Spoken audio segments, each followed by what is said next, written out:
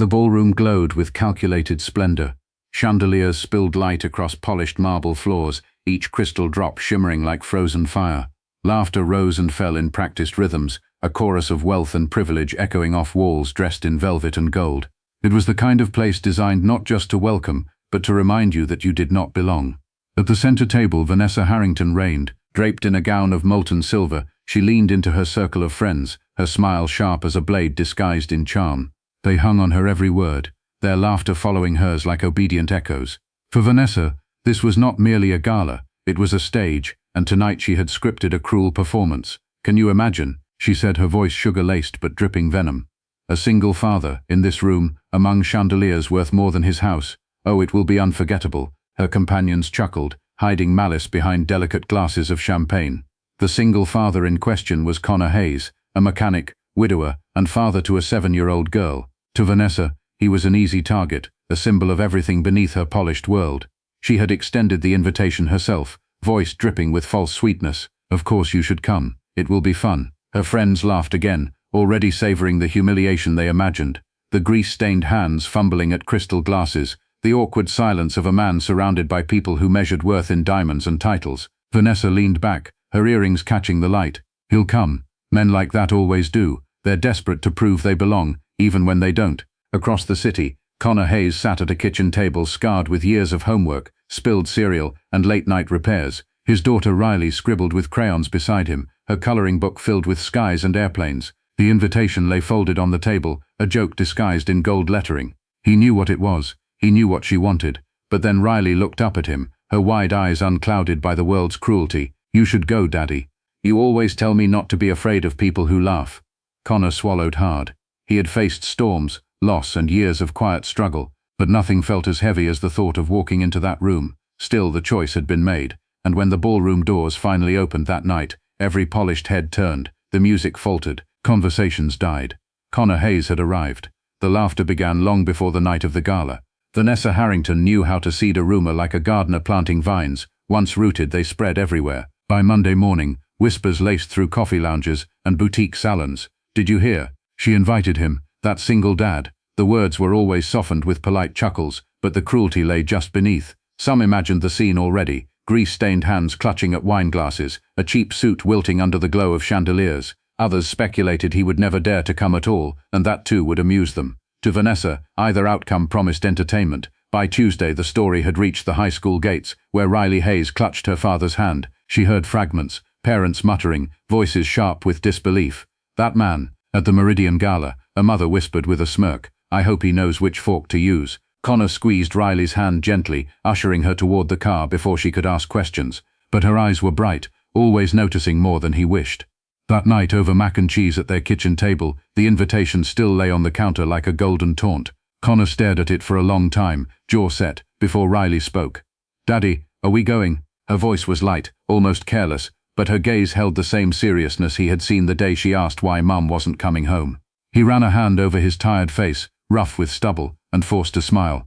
"It's not for us, Pumpkin. It's for people who—" He hesitated, searching for a word gentler than people who laugh at us. "It's not our kind of place." Riley tilted her head, frowning. "But they invited you. That means you belong there, right?" He almost laughed, but the sound stuck in his throat. Belonging was a luxury he hadn't felt in years. Ever since the accident that took his wife, every room beyond their small home felt foreign, hostile. He fixed engines, not conversations. He kept his daughter clothed and fed, not entertained with champagne flutes and chandeliers. Yet Riley's words clung to him like burrs. That night, after she fell asleep with her crayons scattered across the bed, he sat alone on the porch. The city hummed in the distance, its towers glowing against the dark sky. He pulled the invitation from his pocket again, the embossed letters catching in the porch light. Grand Meridian Gala, Saturday, 8 p.m. He could almost hear Vanessa's laughter in the way the paper curled between his fingers. What humiliation waited for him there, and what lesson would Riley learn if he cowered before it? The days slipped by with cruel efficiency. At work, his colleagues ribbed him gently, though their humor carried no malice. "Careful, Hayes. Don't spill oil on the ballroom floor," one teased. Another grinned. "Maybe you'll meet a lady who likes calloused hands." Connor managed to smile, but the unease only deepened. They didn't know the truth, that his presence wasn't requested out of kindness but cruelty. Wednesday evening, Riley rummaged through the closet while Connor folded laundry.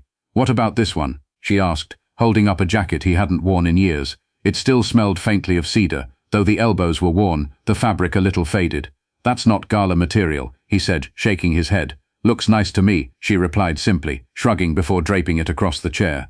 Thursday night, Riley surprised him with a tie, an old navy one she'd dug out of a forgotten drawer. Connor's chest tightened. He remembered his wife knotting it around his neck before a job interview, her laughter filling the kitchen. For a long moment, he just stared at the tie in his daughter's hands. By Friday, the whispers had grown into full-fledged gossip. At salons, women speculated whether he could even afford the ticket. At bars, men joked about the mechanic crashing the ball. Vanessa fanned the fire herself, laughing with her friends over cocktails. "Oh, he'll come. They always do," she said with certainty. Desperate men never resist a chance to prove themselves. But desperation wasn't what stirred in Connor's chest. It was something older, deeper, a quiet defiance born from years of loss and survival. On Saturday evening, Riley stood on a chair by the mirror, watching as Connor adjusted his jacket. The tie hung awkwardly at first, but she reached up, clumsy fingers trying to help. He chuckled softly, guiding her hands. "How do I look?" he asked, his voice half playful, half nervous. Riley tilted her head, studying him with all the seriousness of a judge. "Like a superhero pretending to be normal," she said at last. The words made him laugh, a real laugh this time, breaking through the heaviness in his chest. He hugged her tightly, inhaling the scent of crayons and shampoo. "All right," he whispered, "let's go show them." And as the city lights glowed beyond their small house, Connor Hayes stepped into the night, carrying not just his dignity, but his daughter's faith in him, a shield stronger than any suit of armor. By the time Saturday evening descended, the Grand Meridian was already humming like a hive of glass and light. The city's elite arrived in sleek cars, heels clicking against marble, jewels flashing like bottled stars. But beneath the glitter ran an undercurrent of anticipation that had nothing to do with the gala's charitable cause. "They say he's actually coming," whispered a woman in emerald silk, as she adjusted her diamond necklace in the mirrored lobby. "Who?" asked her companion, feigning ignorance. "The mechanic, the widower, that single dad Vanessa invited." She lowered her voice as though speaking of a ghost. "Can you imagine him in this place?" Laughter slipped between them like perfume. By the time their words reached the bar, the story had mutated again. Now it wasn't just a mechanic, but a man who would stumble, trip, embarrass himself under chandeliers he couldn't afford to look at. Guests fed on the rumor as eagerly as they did champagne, their hunger sharpened by cruelty disguised as curiosity. Vanessa arrived last, as she always intended. Her silver gown glittered brighter than the chandeliers themselves. Her lips painted the deep red of conquest. Her entourage fanned around her, laughing too loudly, too knowingly. She scanned the room, watching conversations hush at her entrance. Power thrived on spectacle, and tonight she would feed it. "He'll walk in, you'll see," she murmured to her closest friend, a tall man with a grin that never reached his eyes. "And when he does, every head will turn, not because he belongs, but because the joke will finally unfold." Her friend chuckled. "You're wicked, Vanessa," she smirked. "No, I'm entertaining." Meanwhile, across the city, Connor paused at a red light in his old sedan. The car rattled faintly, a far cry from the sleek machines pulling up to the Grand Meridian's awning. Riley sat in the back seat, swinging her legs, her tiny shoes tapping the seat rhythmically. "You're quiet, Daddy," she said, peering at him in the rearview mirror. He forced a smile. "Just thinking." "About what?" "About whether this is a mistake." Riley leaned forward, her small face serious. "You always tell me not to let bullies win. If you don't go, isn't that like letting them?" Her words landed heavier than the traffic light turning green. Connor's hand tightened on the steering wheel. She was right. His absence would not spare him their laughter. It would only give it to them freely. When they reached the hotel, the sight of the Grand Meridian stole his breath. Towering glass walls reflected the city lights, its entrance flanked by marble columns and men in tailored uniforms. Luxury radiated from every detail, and for a heartbeat, Connor's resolve wavered. He almost turned the car around, but then Riley's hand slipped into his, small and warm, steadying him in a way he hadn't expected. "You look like you belong here," she whispered. He didn't feel it. But maybe that was enough. Inside, Vanessa's table buzzed with energy.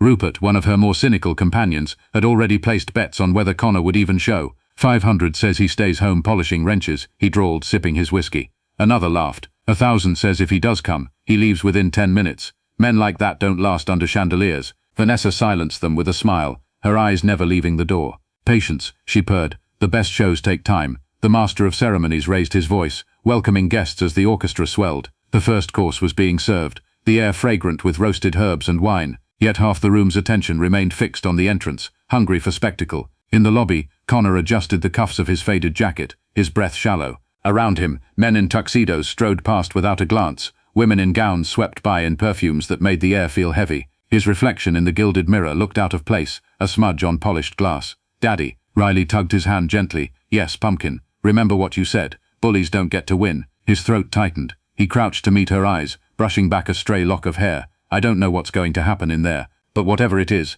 I want you to remember something." "What?" she whispered. "That no matter what they say, no matter what they do, you and me, we're enough." She nodded solemnly, her little hand gripping his, as though anchoring him to the world.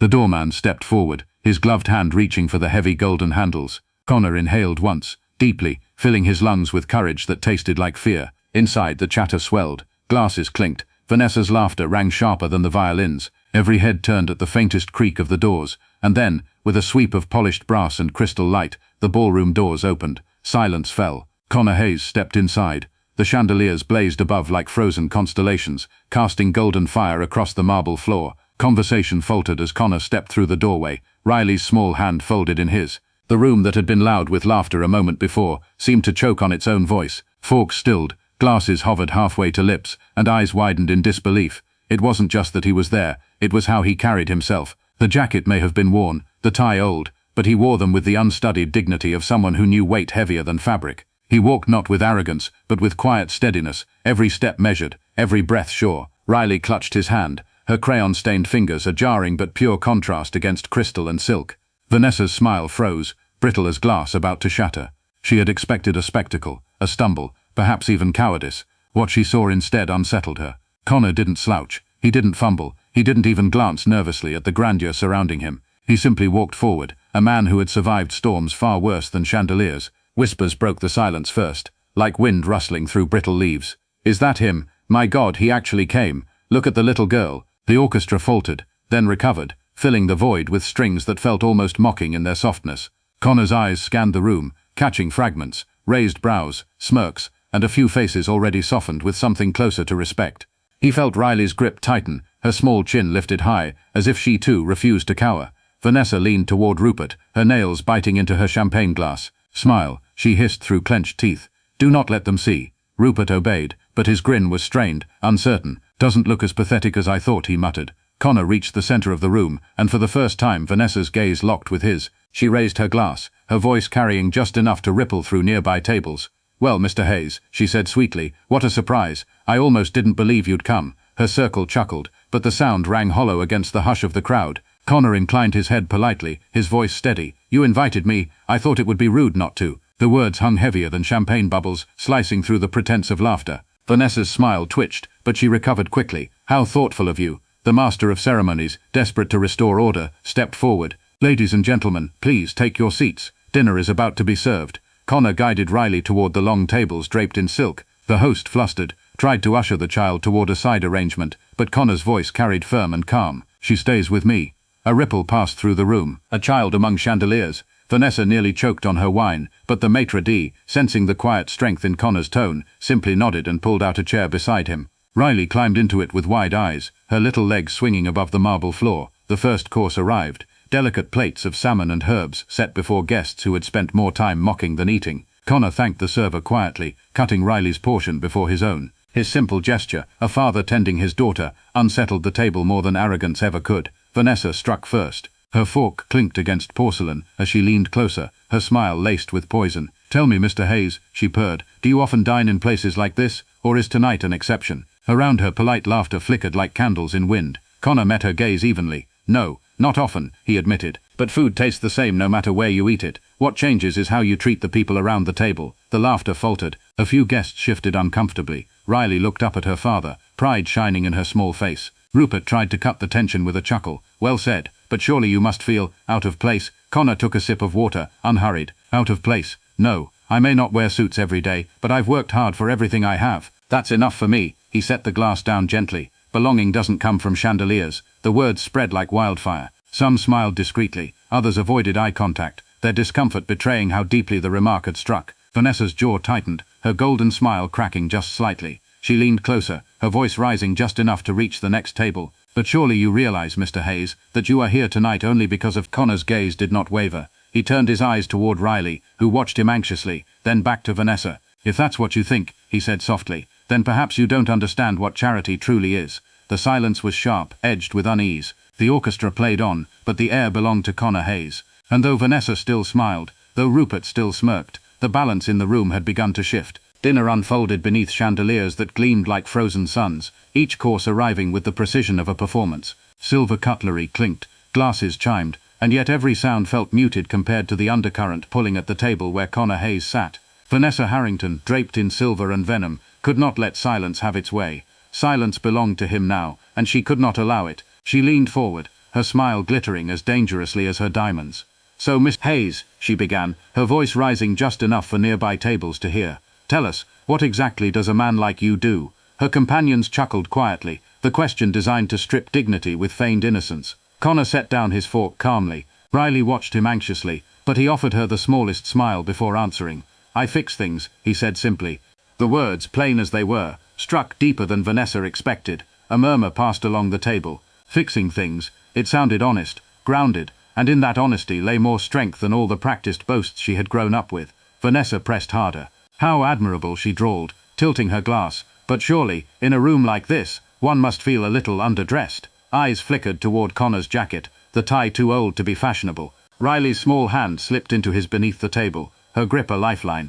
Connor met Vanessa's gaze, unflinching. "Maybe," he admitted softly, "but clothes don't change who a man is. My daughter doesn't care about my jacket. She cares that I keep her safe. That's worth more than fabric." Riley's smile lit her face like dawn. The room stirred again, whispers spreading like a breeze across silk. A few guests exchanged thoughtful looks, others avoided their plates, unwilling to meet the honesty laid bare before them. Vanessa's painted smile faltered for a heartbeat before she recovered. "Charming," she purred. "And what about this gala? Do you believe you belong here?" It was the question she had been waiting to unleash, the dagger wrapped in velvet. Around the table breaths caught, forks hovered mid-air. Connor's eyes swept the table once, landing at last on Riley. She looked at him with unshaken faith, her small chin tilted upward. His voice, when it came, was steady.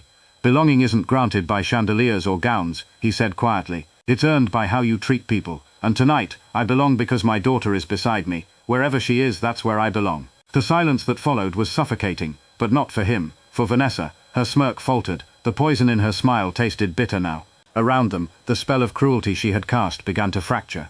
Rupert, ever the opportunist, tried to rescue the mood with forced laughter. "Well, that's touching. But come now, Mr. Hayes, surely you must admit this world is different. These are people of refinement, sophistication." Connor turned his gaze toward him, unhurried. "Sophistication without kindness is nothing more than vanity," he replied softly.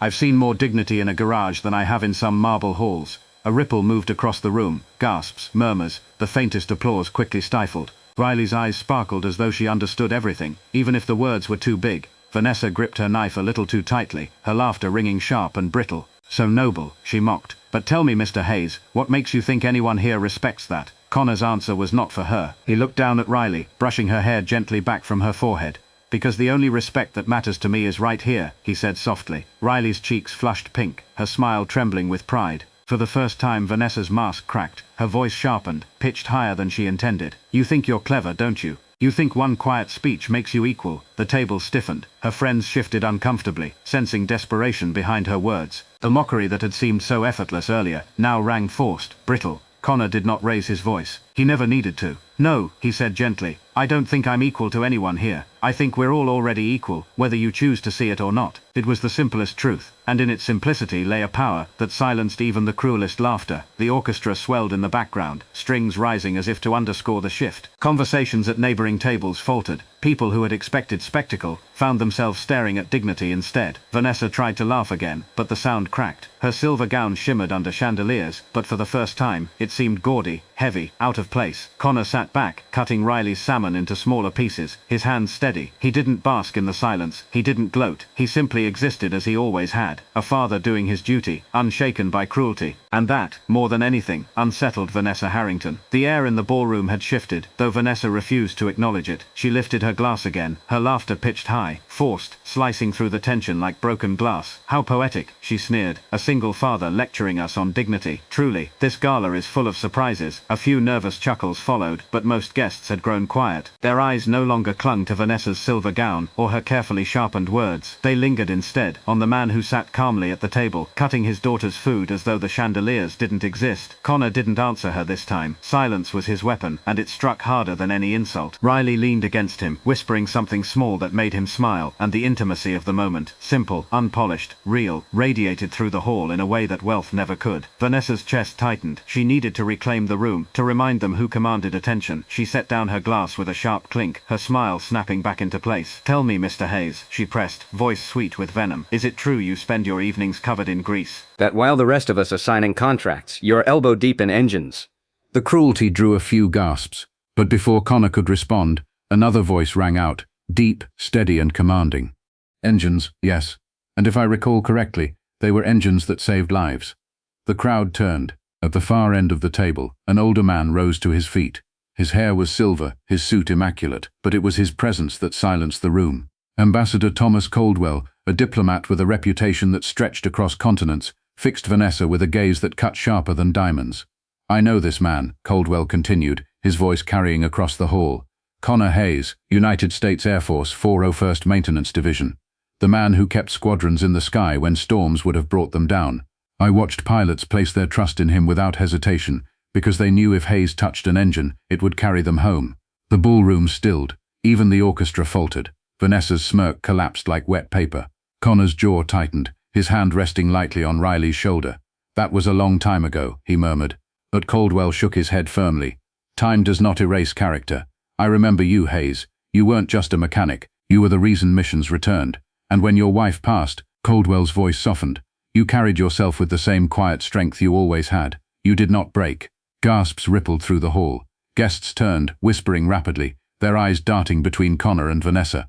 The story they had been told of a bumbling, grease-stained widower invited as a joke was unraveling in real time. Vanessa's hands trembled around her fork. She forced a brittle laugh. "Oh, an old memory. How touching. But surely we're not to confuse military discipline with social grace."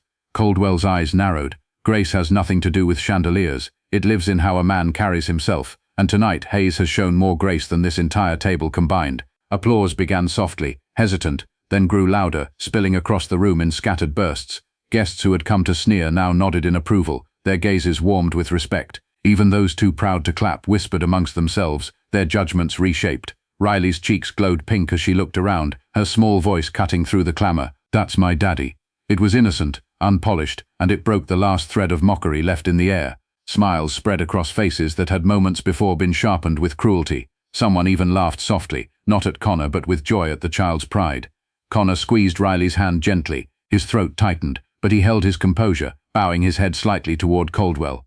"Thank you, sir, but I don't need applause. I just came here because my daughter told me not to let bullies win." The room exhaled as though a storm had passed. For once, Vanessa found herself without words. Her painted smile cracked, her silver gown suddenly felt too heavy, too bright, too desperate. Rupert cleared his throat awkwardly, trying to salvage her control. "Well, this has certainly turned into quite the evening," but no one was listening to him. All eyes lingered on Connor Hayes, the widower, the mechanic, the father who had walked into their world with nothing but dignity and left it trembling in awe. Vanessa's nails dug into her palm. This wasn't how it was meant to go. The joke had turned on itself. The single dad who was supposed to be humiliated had instead been crowned with respect, and the night was far from over. For a long moment the applause echoed, rising and falling beneath the chandeliers like a tide washing over marble shores. Connor Hayes sat quietly through it all, his shoulders squared, his hand resting on Riley's small one. He hadn't asked for recognition. He hadn't come for it, yet here it was, unbidden and undeniable. Vanessa's smile wavered, the silver gown that had once made her gleam now feeling like armor rusting under the weight of truth. She lifted her glass again, her voice sharp, trying to slice through the storm. "Well," she said, her laughter brittle, "what a heartwarming story. Truly, who would have guessed? But let us not mistake nostalgia for relevance. This is the Grand Meridian, not a hangar." The jab hung in the air like smoke. But it didn't land. Too many eyes had shifted away from her, too many whispers now carried admiration instead of mockery. Vanessa's cruelty no longer entertained, it exposed. Connor answered her with silence, steady as bedrock. Riley leaned against him, her crayon-stained hands folded neatly in her lap. Her pride was louder than words. Then the master of ceremonies, flustered but resolute, lifted his microphone. "Ladies and gentlemen, it seems tonight's gala has reminded us of something important, that dignity, courage and love matter more than chandeliers and gowns." His voice cracked slightly, but he pressed on. Let us toast, not just to wealth but to character. Glasses lifted hesitantly, then more confidently. Crystals chimed together in a harmony that carried no malice. Vanessa's hand tightened on her glass until her knuckles whitened, but the toast had passed her by.